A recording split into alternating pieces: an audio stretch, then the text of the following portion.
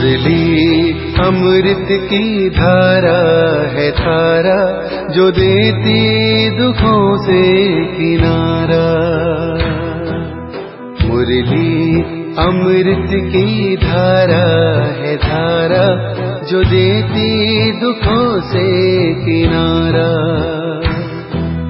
भूले जीवन में हो जाए शिव बाबा मुरली में समझाए।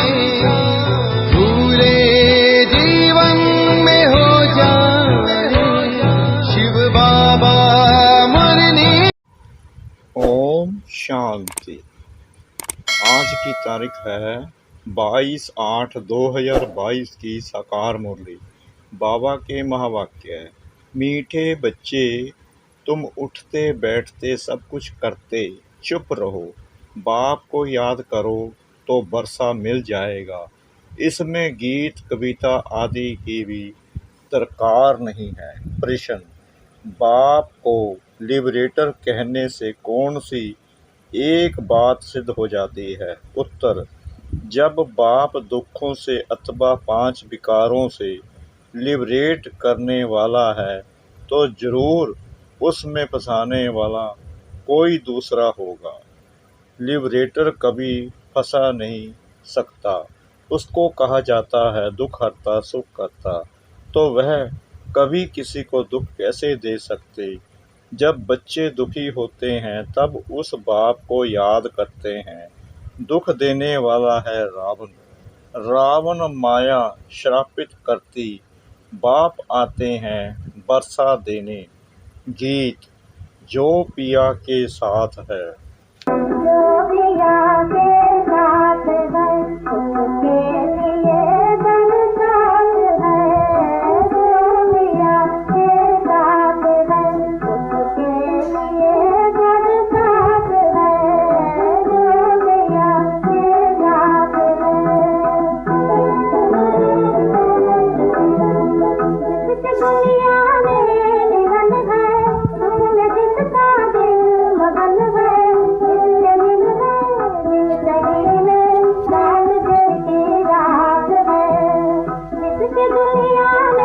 ओम शांति। इस ज्ञान मार्ग में गीतों कविताओं डायलॉगों आदि की जरूरत नहीं है। यह सब भक्ति मार्ग में चलता है। यहाँ तो है समझ की बातें, हर बात बुद्धि से समझना है और है भी बहुत सहज। यानी यह ज्ञान बहुत सहज है। एक भी पॉइंट से मनुष्य पुरुषार्थ करने लग पड़ते हैं। गीत सुनने की व कविता बनाने की कोई ज़रूरत नहीं है। गृहस्थ व्यवहार में रहना है, धंधा दौरी करना है। बाप कहते हैं वह सब करते तुम मेरे से वर्षा कैसे ले सकते हो। वह समझाते हैं उठते बैठते सब कुछ करते चुप रहना है, अंदर में विचार चलता रहे। बाप ने समझाया है, बात बिल्कुल सहज है समझने की।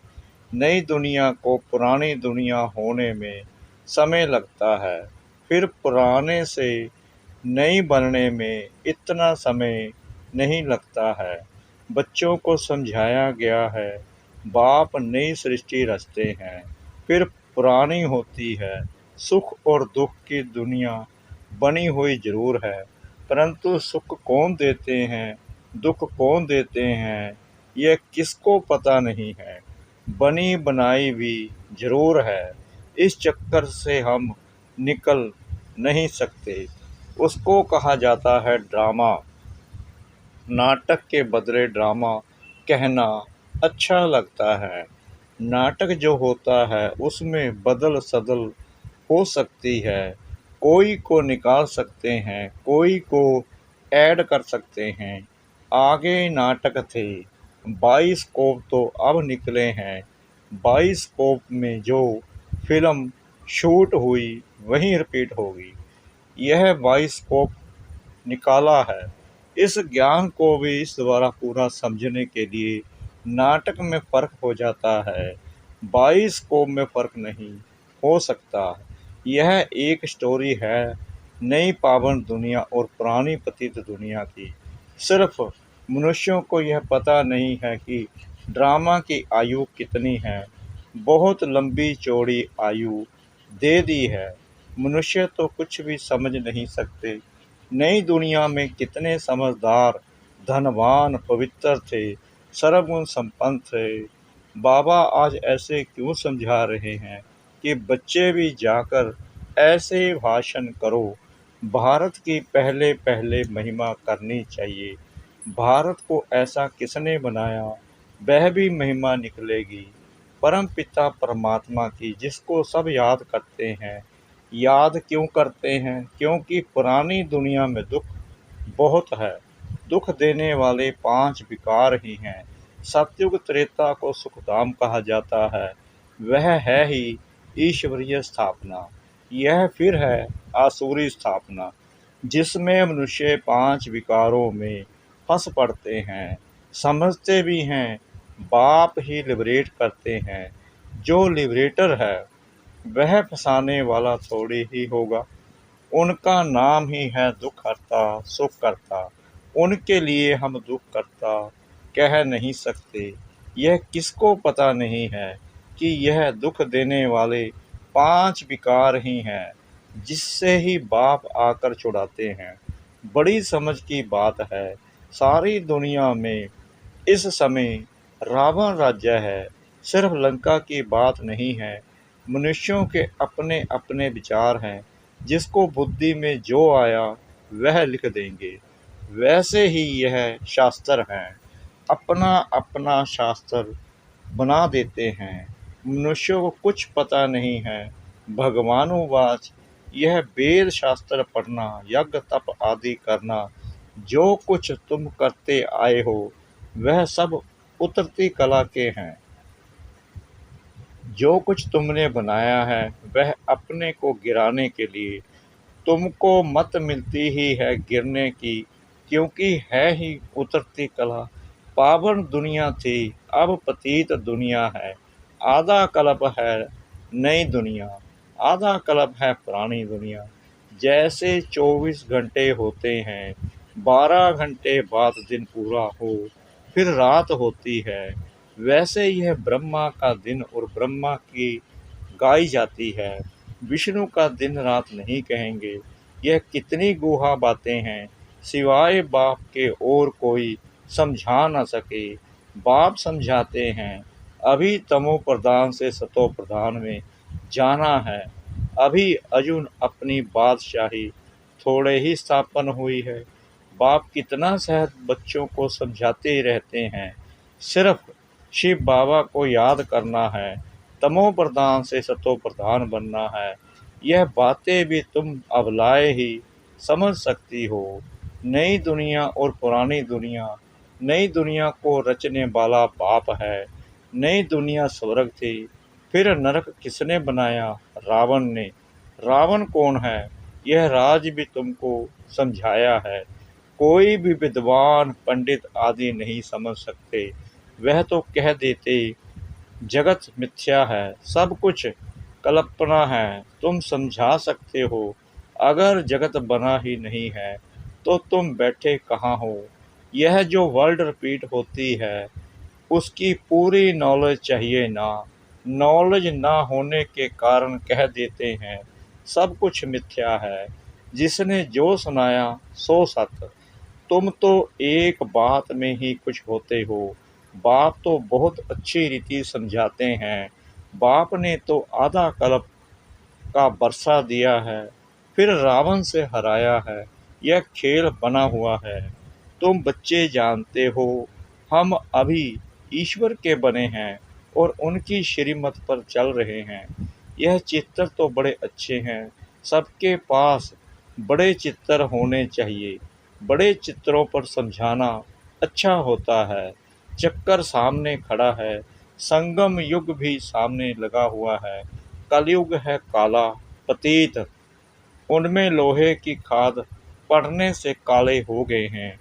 भारत कितना गोल्डन एज था, अब फिर इनको आयरन एज से चेंज होना है। उनकी स्थापना, इनका विनाश होना चाहिए। गाया भी जाता है, परम पिता परमात्मा त्रिमूर्ति है। त्रिमूर्ति का अर्थ भी कोई समझते नहीं है। रोड पर भी त्रिमूर्ति नाम रखे हुए हैं। वास्तव में त्रिमूर्ति है ब्रह्मा विष्णु शंकर। यह तीनों देवताएं हैं, अलग अलग। इन सबसे ऊंच से ऊंच है परमपिता परमात्मा शिव। करण करावन हार उनको गुम कर दिया है। देवताओं से भी ऊपर तो वह निराकार भगवान ही है। जैसे बाप निराकार है, वैसे हम आत्माएं भी निराकार हैं। हम यहाँ आए हैं पाठ बजाने। लक्ष्मी नारायण की डायनास्टी थी। एक दो के पिछाड़ी राज्य करते आते हैं तो स्वर्ग की महिमा सुनानी पड़े। भारत कितना धनवान था। प्योरिटी, पीस, प्रॉस्पेरिटी थी। कभी अकाले मृत्यु नहीं होती थी। नई दुनिया थी। बाप ने ही नई दुनिया रची थी।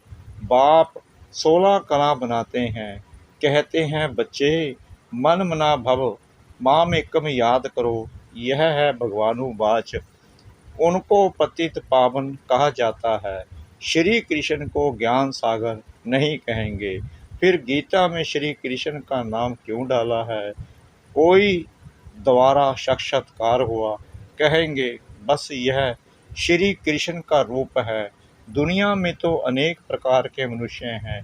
किसी में भी भाव बैठ जाता है, फिर उनका लॉकेट बनाए गले में डाल देते हैं। गुरु का लॉकेट पहन गुरु को याद करते हैं। बस ईश्वर सर्वव्यापी है। फिर तो गुरु और ईश्वर में फर्क नहीं रहा। ऐसे ढेर हैं। बाप ने तुम बच्चों को पुरानी दुनिया और नई दुनिया का राज भी समझाया है। बाप बैठ नई दुनिया रचते हैं। अभी सब बाप को बुलाते रहते हैं, आकर पावन दुनिया स्थापन करो या हमको पावन बनाए ले चलो। धाम है दो, निर्वाण धाम और सुख धाम। सन्यासी तो मुक्ति के लिए नॉलेज देते हैं, जीवन मुक्ति के लिए दे नहीं सकते। तुम देवी देवता धर्म वाले हो, जो पुजारी बने हो, फिर पूज्य बनना है। श्री कृष्ण सत्युग का प्रिंस है, उनकी महिमा होती है। कुमार कुमारी की ही महिमा होती है, क्योंकि पवित्र है ना। नहीं तो श्री कृष्ण से राधे की महिमा ज़्यादा होनी चाहिए, परंतु यह किसको मालूम नहीं। पहले राधे फिर कृष्ण क्यों कहते हैं? राधे कृष्ण, कृष्ण राधे मुश्किल कोई कहेंगे। समझते हैं बच्चा बरसे का हकदार बनते हैं, इसलिए श्री कृष्ण की महिमा जास्ती है। यहाँ तुम सब हो बच्चे। बाप कहते हैं जितना पुरुषार्थ करेंगे उतना अपने लिए ही ऊंच पद पाएंगे। कल्प कल्पांतर के लिए बाप आत्माओं से बात कर रहे हैं। पुरुषार्थ से तुम ऊंच पद पा सकते हो।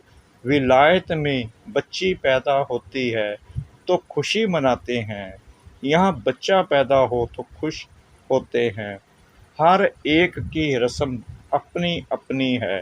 तो बच्चों की बुद्धि में अब बैठा है कि बाप वर्षा देते हैं, फिर श्राप माया देती है। वह गॉड फादर स्वर्ग का रचयिता है। श्री कृष्ण के लिए कभी कह न सके, परमात्मा ही नरक को स्वर्ग बनाते हैं। सहज ज्ञान और योग वहीं सिखलाते हैं। ऐसे ऐसे भाषण तुम कर सकते हो। गीता में श्री कृष्ण का नाम डाल खंडन कर दिया है। गीता का भगवान निराकार परमात्मा है ना। श्री कृष्ण तो रचना है। उनको भी वर्षा बाप से मिला है। वह कैसे? आओ तो समझाएं। कोई भी बात उठाकर उन पर समझाने लग जाओ। पुरानी दुनिया नई दुनिया पर समझाने से उसमें सब आ जाता है। अभी अनेक धर्म हैं, उनके बीच आदि सनातन देवी देवता धर्म की स्थापना हो रही है। कितना समझाया जाता है, इन 5 विकारों को छोड़ो। घर में भी किस पर क्रोध नहीं करो। ख्यालात आने चाहिए कि जैसा कर्म हम करेंगे हमको देख फिर और करेंगे। मैं विकारी बनूंगा तो मुझे देख और भी विकारी बनेंगे। बाप फरमान करते हैं, अब पवित्र बनो, स्त्री को भी पवित्र बनाओ। कोई पर क्रोध मत करो, तुमको देख वह भी करने लग पड़ेंगे। मेल तो चेता है तो स्त्री को भी समझाना चाहिए। फिर अगर तकदीर में ही नहीं होगा तो क्या कर सकेंगे। समझाना है कि पवित्र बनो तो पवित्र दुनिया के मालिक बनेंगे। बाप समझाते हैं, तुमने 84 जन्म कैसे लिए। पहले तुम सतो प्रधान पावन थे, फिर रजो तमो बने हो, अब फिर तुम मुझे याद करो तो पावन बनेंगे। गीता के वर्षंश ही भगवान कह रहे हैं। गीता में श्री कृष्ण का नाम डालने से उनकी सारी जीवन कहानी खत्म हो जाती है। समझाने की भी हिम्मत चाहिए। बाबा समझाते रहते हैं, बहुत बच्चे समझते हैं, हम तो शिव बाबा को ही मानते हैं, उनसे ही कल्याण होना है। भूल करते हैं तो बाबा इशारा देते हैं, परंतु कई बच्चे लूण पानी हो जाते हैं। लूण पानी थोड़े ही बनना है। समझाया जाता है कि ऐसे नहीं करो। कोई तो ऐसे हैं जो 1-2 का रिगाड़ भी नहीं रखते हैं। अपने से बड़ों को भी तुम करके बात करते हैं। सेंसिबल बच्चों को सर्विस का बहुत शौक होना चाहिए। फलाना सेंटर खुला है, हम उन पर जाकर सर्विस करें। बिगर कहे जो करे सो देवता, कहने से करे वह मनुष्य, कहने से भी ना करे तो अच्छा। मीठे मीठे सिकला दे बच्चों प्रति माता पिता बाप दादा का याद प्यार और गुड मॉर्निंग। रूहानी बाप की रूहानी बच्चों को नमस्ते। हम रूहानी बच्चों की रूहानी बाप दादा को श्रद्धा भरी प्रेम भरी नमस्ते। शुक्रिया बाबा, शुक्रिया बाबा, शुक्रिया बाबा, इस मीठी मीठी मीठी मुरली के लिए। धारणा के लिए मुख्य सार नंबर 1, सदा यह बात याद रखना है कि जो कर्म हम करेंगे हमें देख और भी करने लग पड़ेंगे। इसलिए कभी भी श्रीमद् के विपरीत विकारों के वश हो कोई भी कर्म नहीं करना है। नंबर 2, सर्विस का शौक रखना है। बिगर कहे सेवा में लग जाना है। कभी भी आपस में लूण पानी नहीं होना है। वरदान, एवर रेडी बन हर परीक्षा में रूहानी मौज का अनुभव करने वाली विशेष आत्मा भाव। संगम युग रूहानी मौजों में रहने का युग है, इसलिए सदा मौज में रहो, कभी भी मौजना नहीं। कोई भी परिस्थिति या परीक्षा में थोड़े समय के लिए भी मौज हुई और उसी घड़ी अंतिम घड़ी आ जाए तो अंतमति सो गति क्या होगी। इसलिए सदा एवर रेडी रहो। कोई भी समस्या संपूर्ण बनने में विघ्न रूप नहीं बने। सदा यह स्मृति रहे कि मैं दुनिया में सबसे वैल्यूबल विशेष आत्मा हूँ। मेरा हर संकल्प बोल और कर्म विशेष हो, 1 सेकंड भी व्यर्थ न जाए। स्लोगन, श्रेष्ठ कर्मों का खाता जमा करते चलो तो विकर्मों का खाता स्वतः समाप्त हो जाएगा। श्रेष्ठ कर्मों का खाता जमा करते चलो तो विकर्मों का खाता स्वतः समाप्त हो जाएगा। ओम शांति।